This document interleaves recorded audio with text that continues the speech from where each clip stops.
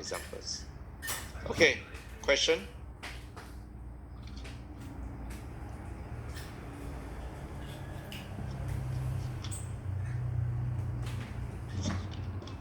If not, let's look at the topic 10 that we covered also. Remember, I told you that topic 10, our main focus will be the sources or factors of economic growth. So what are the key factors to achieve what we call long-term economic growth? That means help the economy to keep growing, becoming stronger and stronger in its production capability. Oh, let me see. Two key methods. Did I miss out one piece of paper? Oh. Now, what are the two main factors, ladies and gentlemen, to achieve economic growth? Do you remember? The two factors, yes, increase in labor supply and labor productivity. Okay, so for some reason, I'm not sure why the other piece is not here. Maybe just now I've accidentally erased it. So the first factor is increase in labor supply. Okay, that's the first factor. So how to increase in labor supply? We can always increase, let me type it out for you. The working hours per worker. That's one. Two, increase the size of the working age population.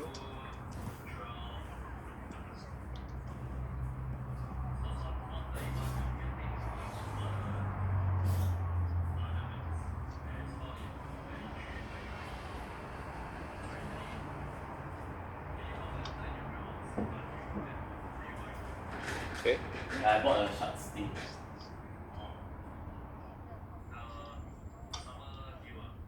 Yeah. Sorry, my system is not so friendly. Trying to learn how to use the system.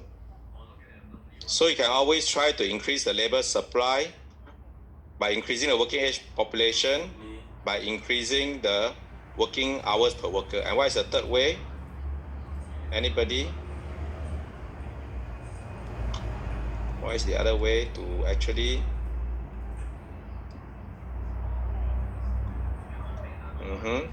employment to population ratio? That's right. Okay. Increase the employment to population ratio. Example, the housewives. Example, the old people. Right? Okay.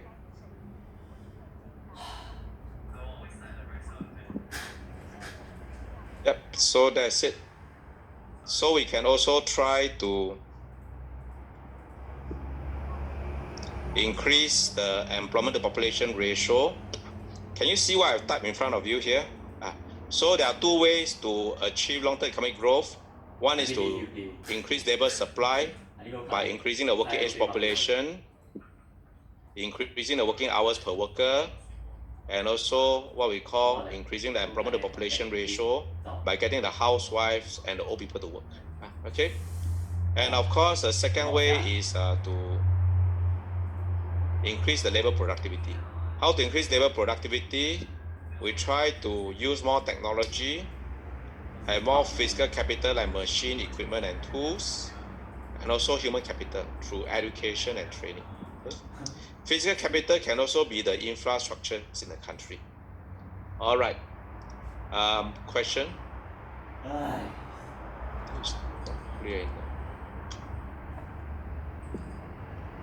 Question for me?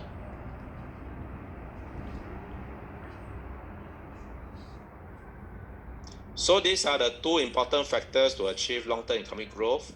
So it's good for you to have some knowledge as well. Because sometimes in the exam, we do ask you what are the factors of economic growth.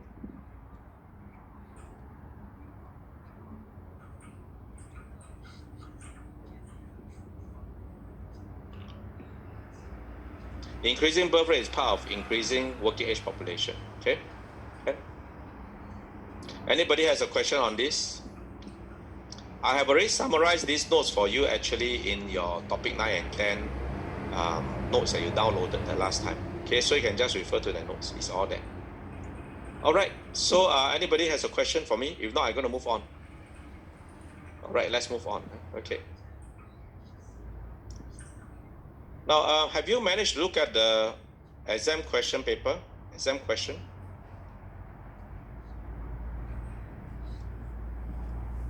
This question, yeah. Yes, technology include efficiency of the machine, but many times technology could be just about shortening of production process. Okay, so sometimes technology can be very advanced machine, but technology can also be about shortening of production process. Okay. Now, physical capital refers to machine, equipment, and tools, What? and also at a national level, infrastructures. Okay, does that answer your question? What? Yeah. Huh? Ahmad. So can be very advanced machine can be actually shortening of production process. Yo, pretty cheap. Okay, now Yeah. in your sample exam paper, this was the question on GDP. Dude, the only typer is Darren Ishamway. So I think the question look a little bit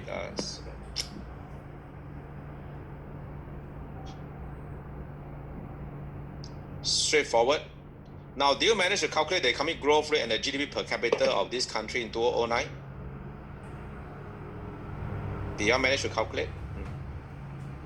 This is a sample exam paper question 5.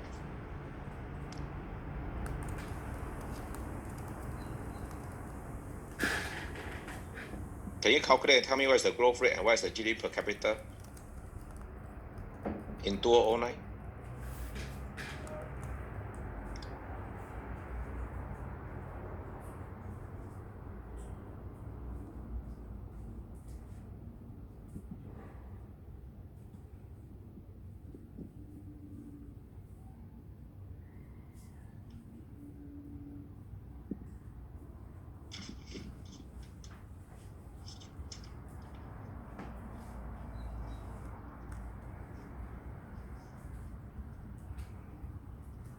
Sample exam paper is in the study guide.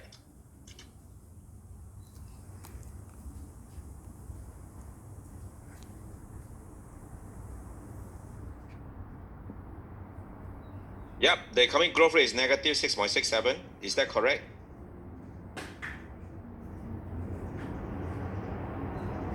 Did the rest of you get the same answer? I'm not sure. Y'all check.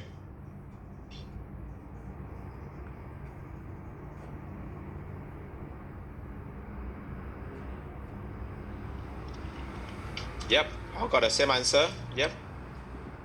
Very good.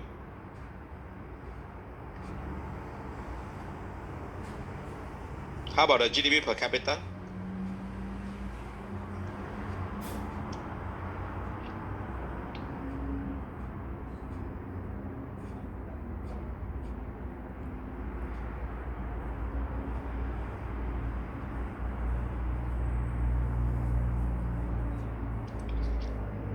Yes, 23,333.33. That's right. Okay. So to calculate the growth rate,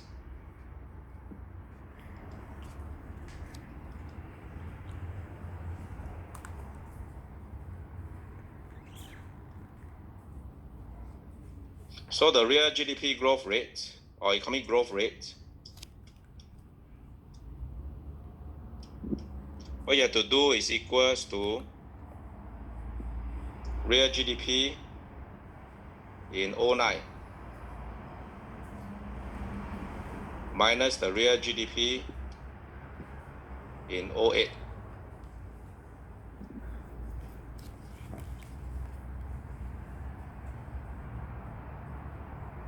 Divide by the real GDP in 08, right? And then multiply by 100.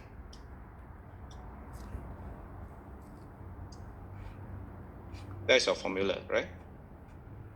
Multiply 100 is to express in percentage term. So it's equal to 70 minus 75, right?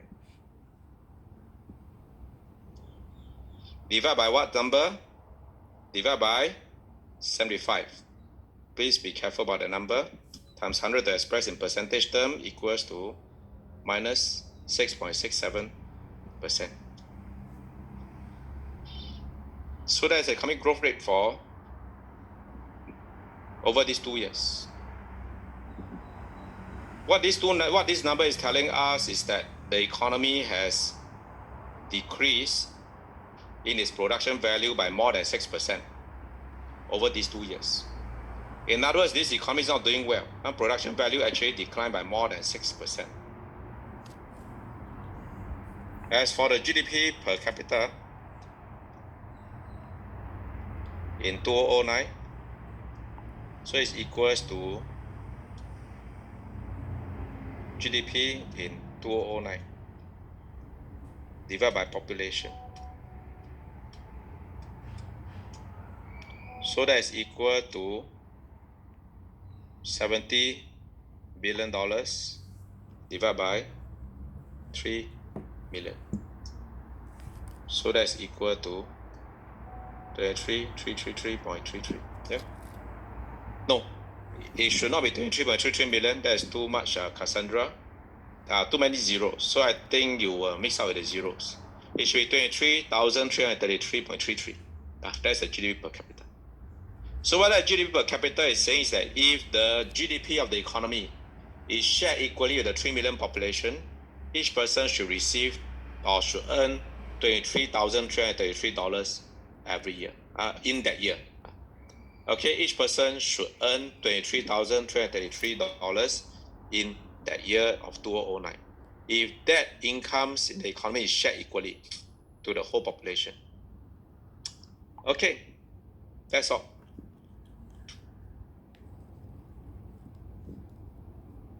Now the third part on expenditure approach, we already talked about that earlier. Now, but in the exam nowadays, you don't give you 8 marks for the exam. For this question. This question, 8 marks is too much because nowadays we don't expect you to write so much on expenditure approach. So we'll give you probably 3 or 4 marks if we do ask you about the expenditure approach for measuring GDP. Okay, we do ask you this part. You want to give you, we'll not give you 8 marks. 8 marks is too much. Probably 3 or 4 marks only. Is it okay, Ken? Yep. So there's no need for you to discuss too much. Any question for me, ladies and gentlemen, before I move on?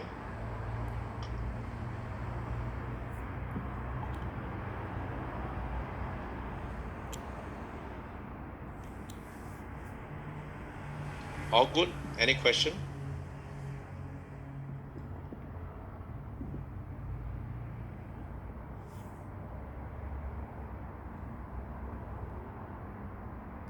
Okay, if all good, let's move on. Okay, Ken? Let's go back to my summary and review. Okay, let's go back. I find that my system is very slow, very retarded. Am I opening too many screens? Okay, let's move on. We have finished the discussion on GDP. Let's now move on to look at topic number 10, which is on labor market, price level, and also business cycle.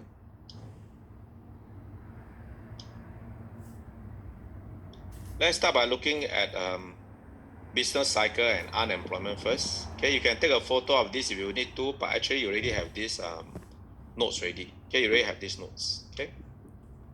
Now we know that economies go through business cycle. Business cycle shows the fluctuation in the production activities in the economy. That fluctuation of the economy is around the potential GDP. Okay, around the potential, around the potential GDP. Yeah. That potential GDP is the production value when all the resources in the economy are fully used up. When I say resources, that means the land, labor, capital, and entrepreneurs. Sometimes my economy may be at a peak, highest production value of the cycle, other times at the trough. Before reaching the trough, the economy goes through a recession. Okay? Goes through a recession. How do we define recession, ladies and gentlemen? What is a recession?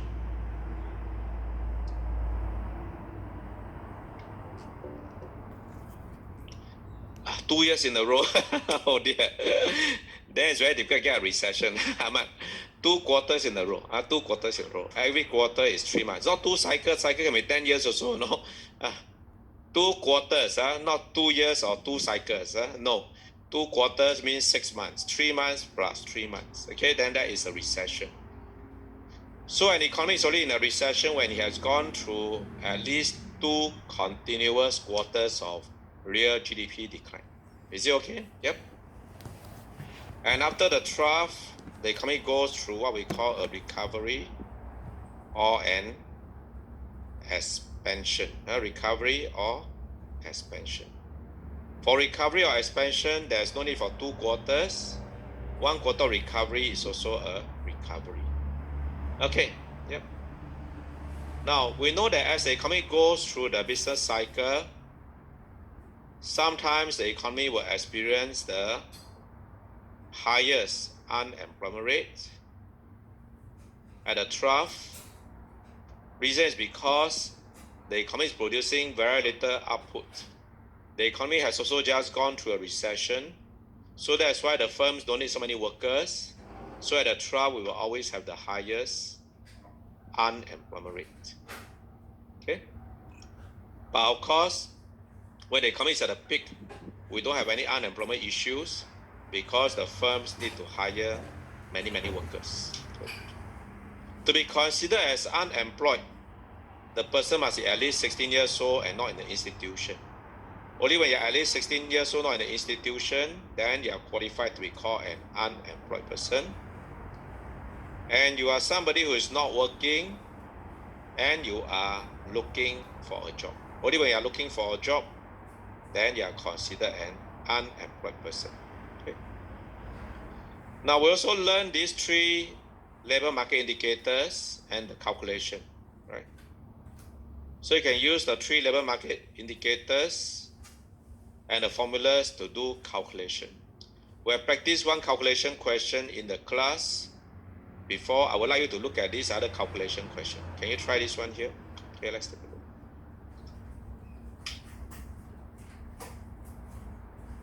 look. Oops. Now, can I give you 15 minutes to work out the answer for this question?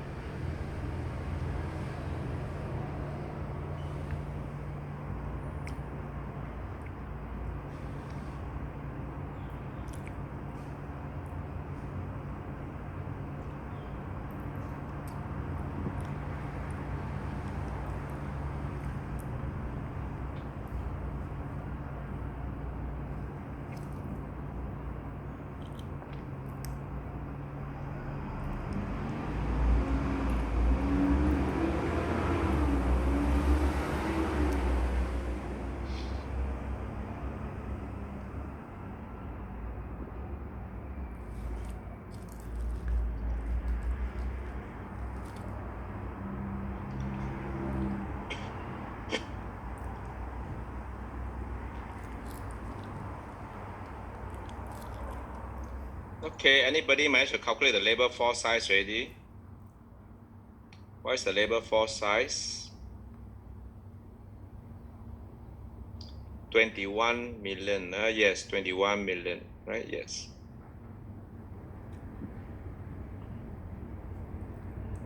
Okay, 21 million. Very good. Okay, Randa also put the working there already.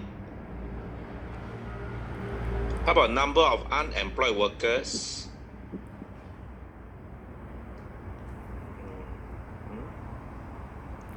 Number of unemployed workers. Second part. 3. Number of unemployed. Is remember, unemployment rate is number of unemployed divided by the labor force. Labor force. Number of unemployed divided by the labor force. Labor force is 21 million. Not divided by working age population. So be very careful. So the number is 2.52 million people who are unemployed. Okay. So how about the number of employed then? Number of employed.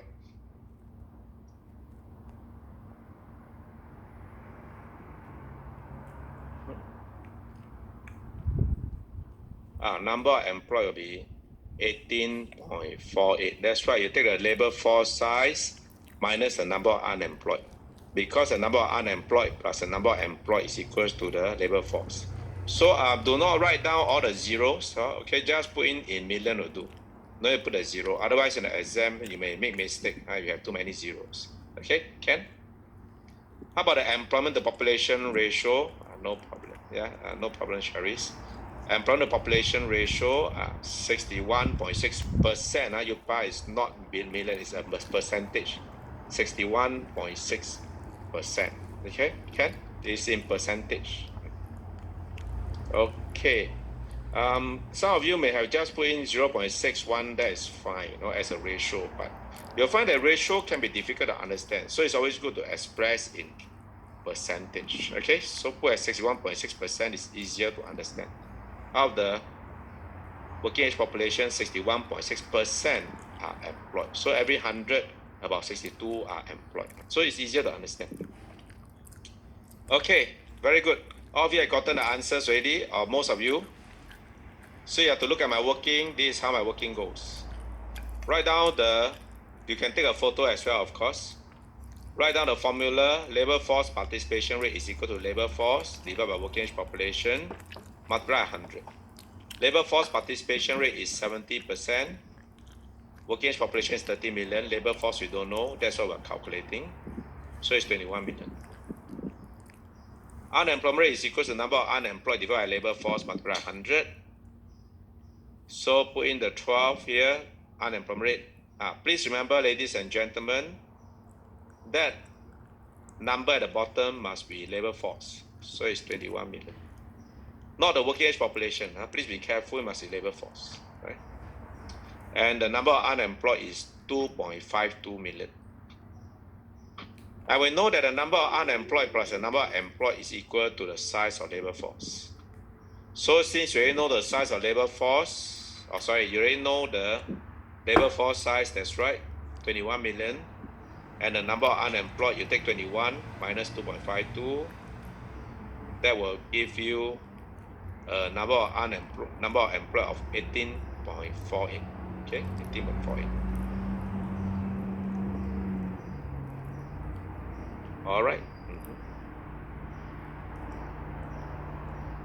As for employment to population ratio, you take number of employed divided by working age population. So the answer is 61.6%. That's all. That ratio is in percentage, not in million or other numbers. Okay, Ken? Any question for me, ladies and gentlemen? All good? No question for me? All good. Okay, yep. All right, shall we take a 15 minutes break? Come back, then we continue. Is it okay? 15 minutes break. 3:45, I see you back here. Can, okay. Can we try one more calculation question? Let me see, where is it?